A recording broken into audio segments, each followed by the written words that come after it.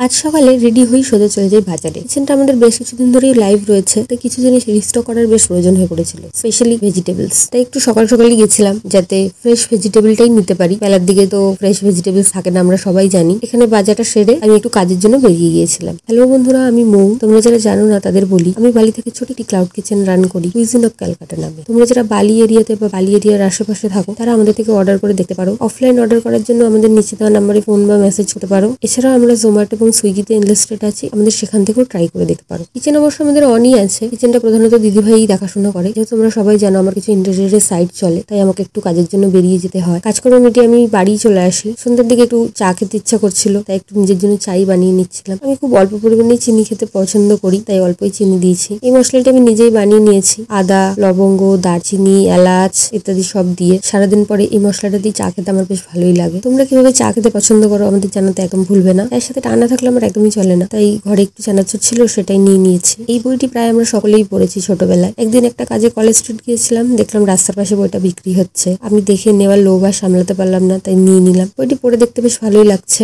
আজকের জন্য এটুকুই বন্ধুরা, দেখা হবে পরের ভিডিওতে। আমাদের কিচেনের প্রতি স্টেপের ভিডিও নিয়ে আসবো আমরা তোমাদের জন্য। ততক্ষণের জন্য টাটা বন্ধুরা, তোমরা সবাই খুব ভালো থেকো।